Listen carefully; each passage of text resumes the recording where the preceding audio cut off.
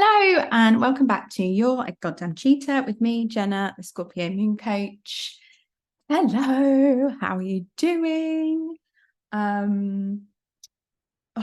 thing I need to say is we have just had the Libra New Moon. So we are currently, right now, this is the last day of the new moon phase in the lunar cycle. And just a reminder that a new moon is, we're at the start of a very fresh, like, new lunar cycle. So this is your like cosmic accountability moment to take space for you, to tune in and to give yourself the space to think about you, to think about how you're feeling, what kind of came up for you maybe over the last lunar cycle, the last month, and kind of like just reset things and kind of tune into where are you in alignment with the path that you are on right now,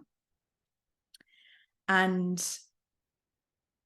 where is it that you're heading, and what are you like desperately wanting to create. And this new moon phase is all about setting intentions, setting a goal for yourself, and planting seeds. A new moon, a really good friend told me, and I've never forgot it, just a new moon is all about planting seeds. And a new moon is a great time to just speak things into the universe, speak things into existence. And I think this is why we need these accountability moments of space for ourselves to tune in, so that we can start to get to grips with what it is that we want, what it is that we need, where it is that we're going. Because otherwise, this is why I love following the moon. Otherwise, we just keep like plodding along, and if we're super busy and distracted by just life, we forget to check in. We forget to check in with how we're feeling, and are we happy with the direction that things are going right now? What needs to be adjusted? What needs to be changed, right? And a new moon is just this perfect opportunity for realignment every single month. Like a new moon, it rolls around every single month. And this is your, like I said, it's this check-in point for you to make sure that you are heading where it is that you want to go. And if you're not, to kind of question that and to set some new intentions that kind of encourages you to get back in alignment with the path that you want to go down, right? So again, like, I really hope that if you haven't, well, I hope that you've set some new moon intentions already, but if you haven't, it doesn't matter. Go away and do them now. Pause this podcast right now and go and just take 5-10 minutes and just spend some time with you, checking in with you, and grab a notebook and write that down. Just, there's no right or wrong way to set a new moon intention. It's literally just getting intentional with yourself and checking in with you and how you're feeling and writing that down, because putting pen to paper is an incredibly powerful practice to do. And it always makes me chuckle because I just was so resistant to like any form of journaling. I just thought, oh God, I just don't have time for any of that. And the more, I think, because initially when I thought about journaling, it was just writing. For me, it felt like I'm just going to be writing reams and reams of like pages and pages and pages of stuff. But actually sometimes it can just be bullet points. It can just be like random sentences that kind of come to us, and then we just put something together, and it doesn't have to take, you don't have to sit there for an hour. It just could be 5-10 minutes. I say this all the time, but it just could be 5-10 minutes on the sofa on your own, which I think is important. On the sofa with a cup of tea or a glass of wine or whatever drink you choose. But the most magical part is actually just seeing that check-in point, that space for yourself as a priority, as a necessary thing to do for you. And that is where the magic is, right?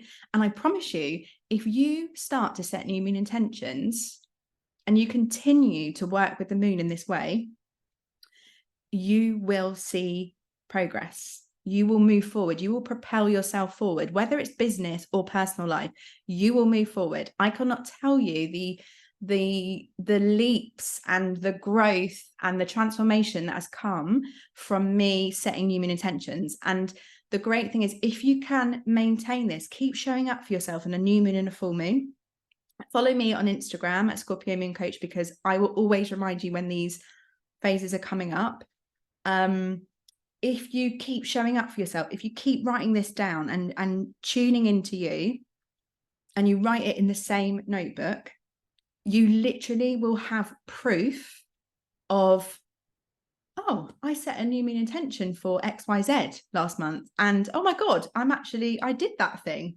Because the other thing is, sometimes we're moving forward, we're taking action, but we don't celebrate it, we don't realize it, because we achieve something and then we move like almost immediately onto the next thing that we want to achieve. So we don't actually, like, we're never really in the moment of celebrating our growth and our transformation. So when we have it all in one notebook, we can look back and really celebrate and see the proof of how this is working, of how showing up on a new moon and setting an intention for yourself, checking in with yourself and planting those seeds, speaking things, your dreams, your desires into the universe, how it is just this magical manifestation kind of portal that you are in right now. Okay.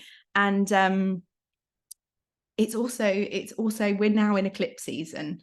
And eclipse season, and I'm not going to go massively into it because I really could be here for ages, but please follow me on Instagram because I'm going to be doing more content about that. But eclipse season activates everybody's lunar nodes, and these your lunar nodes, they're these things in your birth chart. Your birth chart is like an astrological blueprint of you, essentially. Everyone has a birth chart, and everybody's is unique because we are all unique individuals, and we need reminding of that. Your lunar nodes are a part of this chart. They're a placement in your chart. You have a south node, which is basically like, it's things that come really naturally to us. It's our like kind of innate gifts, and it's almost like our comfort zone. You know, when things just come really easily to you and you don't even realize that they're a gift, really, because they just come so easily, so naturally to you. And it's not until maybe someone might be like, oh God, you're really good at that, and then you realize that, oh, hang on a second, this just kind of flow with me, and maybe it is a gift. So that is your kind of south node, and it also represents like past lives, and, you know, again, things that we have learned in previous lives. But on your north node, which is like the polar opposite on your birth chart. So if you go onto astro.com, you can bring up your birth chart and you can locate your north node on there, which is what I'm going to talk about now. Your north node it's your soul purpose. It's like where you're heading in this lifetime. And it's kind of like the journey of your life is to work towards this north node, to keep getting back in alignment with where this north node is placed. So this north node will be in a certain zodiac sign, and it will be a certain house, and it's kind of your job to interpret that and kind of get a flavor for where it is that is where you are heading, where you are meant to be progressing towards. And it's not necessarily like a career based, it just could be just where you're meant to go, just in yourself, like you as a soul, where your soul purpose is and what it's leading you towards. And during an eclipse season, everybody's lunar nodes are activated, and eclipse seasons can affect us in so many different ways. But eclipse seasons tend to affect people kind of more strongly, and more perhaps chaotically, or more, they might be more emotionally charged when we are way off where our north node is, right?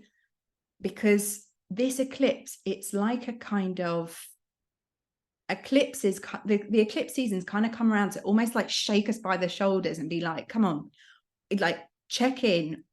Are you in alignment with where you need to be heading in this lifetime? And if we are way off, then sometimes eclipse seasons, they can be quite turbulent, because it's like the energy around us is massively trying to like help us, to push us towards where we need to go. And if we are so far off that point, sometimes things come in to, it might feel like things are crumbling around us, because sometimes we hang on to things, don't we, for dear life, because we don't want change. Change is scary, and we hang on to them for dear life. But actually, sometimes if they're not right for us, if they're not really in true alignment of where we need to be going, and what is in true alignment with who we are, the real true essence of us, we actually need to let those things crumble and burn, right? Because when we do that, we allow space for so many new, beautiful, magical opportunities to come into our lives, because we've been brave enough to let things crumble and burn.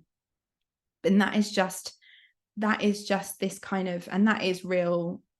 I think I feel quite passionately about it, because that is very Scorpio energy of like death and rebirth, death and rebirth, death and rebirth, because you have to let things die away in order for new, beautiful things to be reborn. And I promise you that when you lean into that, and you kind of courageously step into being like, fuck it, this isn't meant for me, and I'm just gonna let it all go, and I'm prepared to just burn everything to the ground, because I know that something more beautiful is coming for me.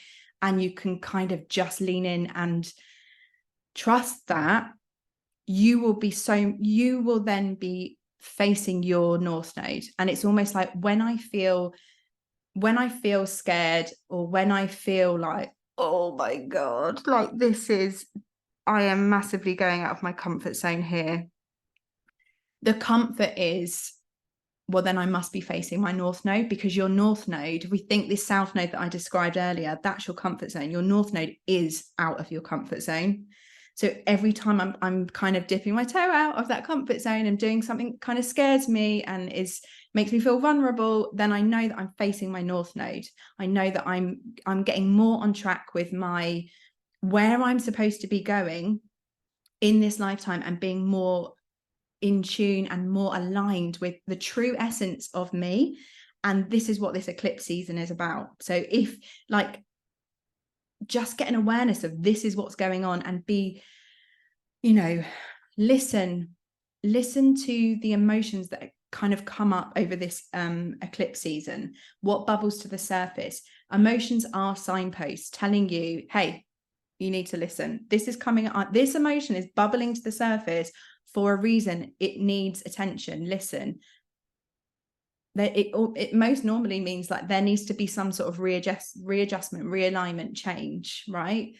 And that is eclipse season. I just went off on a massive tangent then, but I want everyone to know that this is what's kind of happening. So we've got a Libra new moon, which is an eclipse, and then we've got a Taurus full moon at the end of this month. I want to say on the 30th of October, which is also going to be another eclipse. So that we have these two bookends of eclipses. So be mindful of that, that's what's going on. What I did want to talk about a little bit today is that the fact that this new moon has been in the sign, oh God, sorry, my speaker's just gone off, has been in the sign of Libra. Okay, and we have been in Libra season. I think, time of this coming out, I think it is still Libra season. Forgive me, but the new moon has been in Libra. Anyway, so Libra is the sign of the scales, right? So essentially Libra is all about balance. There's this kind of feeling of they just want almost like everyone to get along. They just want things to be on an even keel, and they don't necessarily always love conflict. They kind of just want that balance with everyone. And they do have this kind of, they're very good at being diplomatic, making sure that they always see both sides of the story. And sometimes that can be a bit confusing. They can take a while to make a decision, because they're like, oh, I can see it from that person's point of view, but then I can also see it from their point of view. And so, they can go round and round and round before they make a decision. And that, again, knowing that about yourself, if you are a Libra, is okay. That is an essential part of what makes you you. And that actually, thank God for Libras for seeing both sides, right? And taking the time to weigh up situations and for wanting to create that balance within things, right? And also Libra loves to work. They love cooperating with other people and being in a team, being in relationships. Okay. And I guess what I wanted to talk a little bit about today, just with that Libra energy, because Libra is related to the 7th house in our birth charts. And the 7th house symbolizes, each house in your birth chart symbolizes a different area of life. And your 7th house is all about significant relationships. So whether that be marriage or like romantic relationships or significant friendships, partnerships, that is what the 7th house symbolizes. So what I was kind of thinking about today is how potentially sometimes in relationships that balance can be off and the scales can be totally tipped potentially in the other person's like favor, really, and you almost lose yourself in a relationship, whether that be romantic or a friendship. But I think it's a good check-in point to be like a review point to kind of check in with your relationships right now and to see like how balanced are they? Have the scales been tipped in their favor? Are you kind of going out of your way to meet all of their needs, but your needs are not being met, not being heard? You don't feel seen. And like I said, those scales have massively been tipped and the balance is off. And because we need that, again, we need that space or that reminder to kind of to check in and make sure that we're not just being drained by all the relationships that we have in our lives, and that we are actually being, you know, we give but we also receive. And I think I've been really leaning into being able to receive, because I think I have for a very long time always been someone that just is more of the giver, that gives and gives and gives and gives and gives, and doesn't found it hard to ask for what I needed in a relationship, or even got to the point where actually I couldn't even receive what people were trying to give to me, because I'd almost become so it's like I became so resistant to it in a way, because I just was used to giving. And that is draining. That is so fucking draining. And actually, we need to make sure that we also are surrounded by radiators and you know, that people that fill us up is deeply important. And it also got me thinking about how, mostly from my own experience, and I just wanted to put it here because I'm sure it will resonate with somebody, which is always the aim of this podcast, is that even if it just resonates with one person, then like happy days. Is that, do you often lose yourself in relationships? You know, once you kind of like leap into that friendship or romantic partnership, do you just kind of like almost absorb that other person, and then their likes and dislikes kind of, they become yours as well, and you lose over time from you doing that, you actually you lose your essence, you lose who you are, because you know you get so in tune with that other person that you become, you just forget yourself, and you kind of lose your identity and within that relationship. And sometimes it's another good reminder to have that space and that check-in to be like, am I whole within this relationship, or am I just becoming like half of who I am to split in? No, am I becoming half of who I am in this relationship? Because I think for a really long time, and we see it in like films and, you know, romantic comedies and blah blah blah, and And actually the thing I'm thinking of now is actually Jerry Maguire, where she Renee Zellweger at the end says, "You complete me," at the end, which obviously I loved. And yeah, I do love that film. But I don't think that's actually right. I don't think we should look for anybody to complete us. I think we should be looking to show up in our relationship as whole, and to meet that person in a friendship or a partnership, for them to be whole too. And you can just both be two whole beings who just kind of love and support one another and want to grow together. And that for me feels like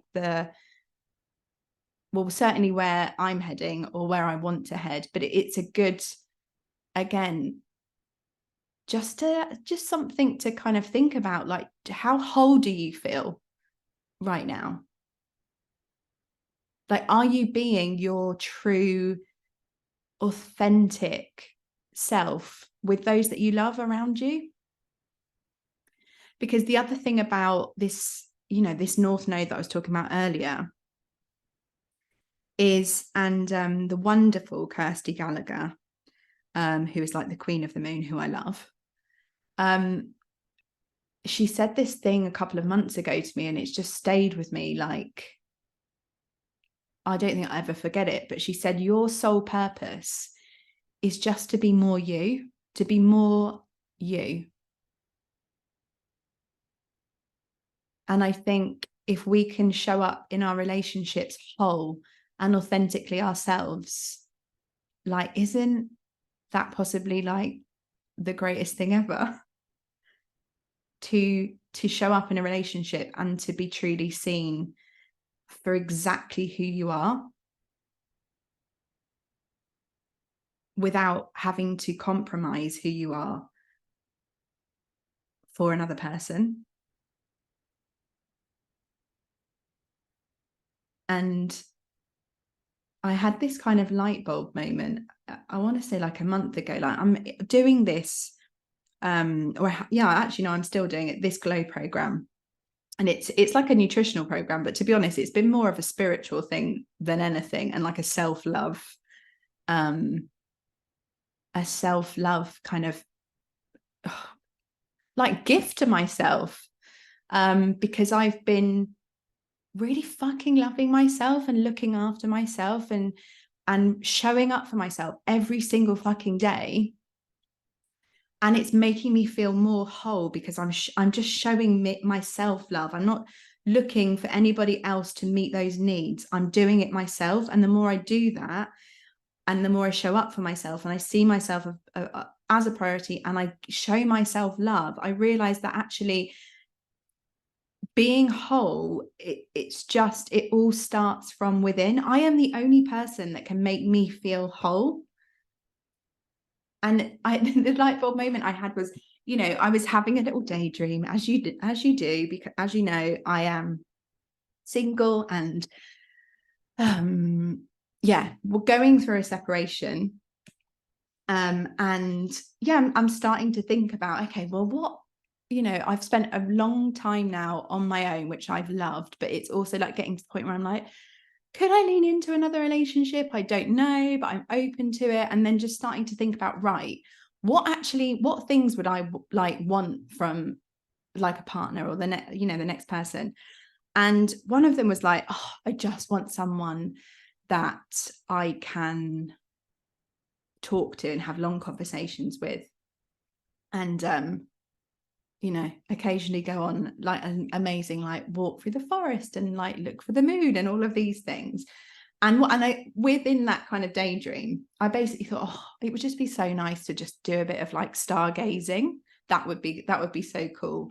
And then this light bulb moment hit me. It was like, what the fuck? I don't need to wait for anybody to like go stargazing, go and lie out in my garden right now, like, and put a picnic blanket out and take a lovely blanket and a cushion and just lie there and do it. Why the fuck am I waiting for somebody else to do this stuff?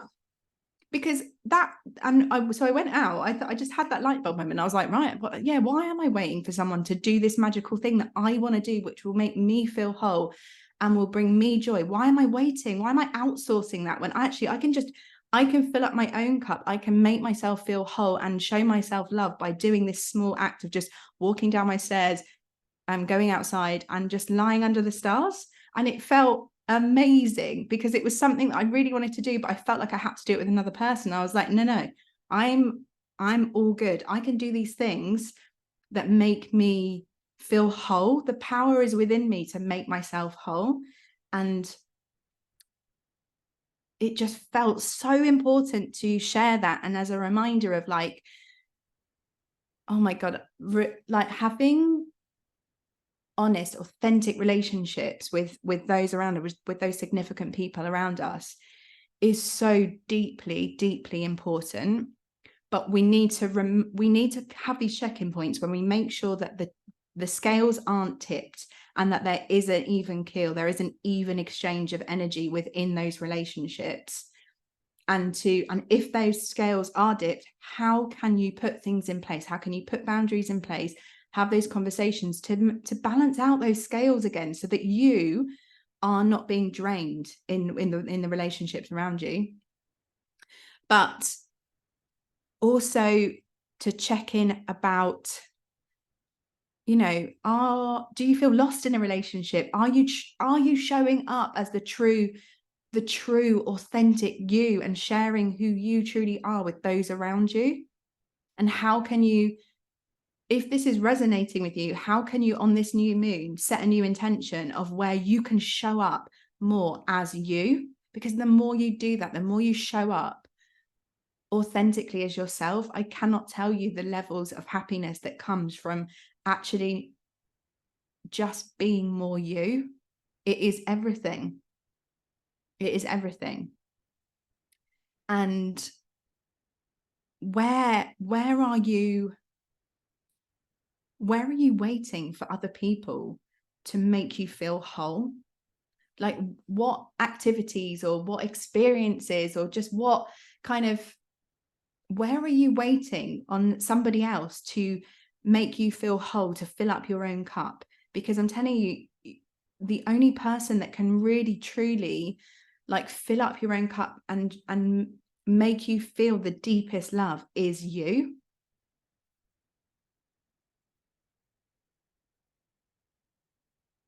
Because that, I'm not afraid to say it. I actually had a bit of a sob when I went outside and was like doing this thing that I had wanted to do for ages, and then I had this realization of like, oh, I can just show up for myself. I can show myself love. I can do this amazing thing for myself. And I had been waiting for ages to do that. It was just in like a daydream. And then I just realized I can do it myself. I can show myself the love and become more whole. And so that when that person rolls around, I can go into that relationship as a whole human being, not needing anything from them, not turning up half empty and wanting them to kind of fill me up with love, because I'm already overflowing with it. And we just then can just come together as two whole humans and go from there. Oh, okay, God, that came out so like flowy. I really enjoyed that. Right, I need to go and do a coaching call. I loved that so much. And please, if you don't already, come follow me on Instagram at Scorpio Moon Coach, because I'm going to be, I've got some really exciting things coming up. Actually, today is the day. Sorry, it's because I'm recording this in the future. But I have a masterclass, another free masterclass coming up, which is all going to be around the elements, leaning into the elements, leaning into our birth charts, but also incorporating our connection with our children within that. I don't want to say too much, but that is coming, and it's going to be on the 30th of October. So if you are interested in that and you love a free masterclass, and I promise you there will be some really big takeaways in that you can just use to move forward with, like, for free. Please come along, please sign up. The link will be in my bio, my Instagram bio. And also the rebirth of you, the next round, the very last round for 2023 is starting on November 13th on the Scorpio New Moon, which, no, that won't be an eclipse season. Eclipse season will be done by then. But I'm very excited that it's going to be a Scorpio New, because obviously Scorpio Moon coach. That is starting on November 13th. And there is an upgrade version, an upgrade option, within that, to have your birth chart read and to, like, dig into where your North Node is, and we can lean into where it is that you're heading, where is it that you need to be that's more in alignment to your path, your soul purpose, where you're going in this lifetime. And to just for you to interpret that with me, because this is, when I read a birth chart, that's just my interpretation. The most important interpretation when you look at your birth chart is yours, because your birth chart is your own. And I really, really, really, really, really believe that. So even if you're like, oh, I want to look at my birth chart and lean into that, again, go onto the link in my bio, because there is a free mini astrology course in there where you get videos straight into your inbox where you can dive into this. So how to bring up your birth chart, what your sun, moon, and rising means, what are all the other planets and zodiac signs mean, and houses, and all of that. And you can do it yourself today if you want to. So yeah, again, head to the link in my Instagram bio, and that is all there. And yeah, that's where I'm going to leave it today. Thank you so much for listening. Yeah, again, so grateful for you listening and being in this space with me. Please share if you love today's episode, and yeah, I will see you in a fortnight. Lots of love. Bye.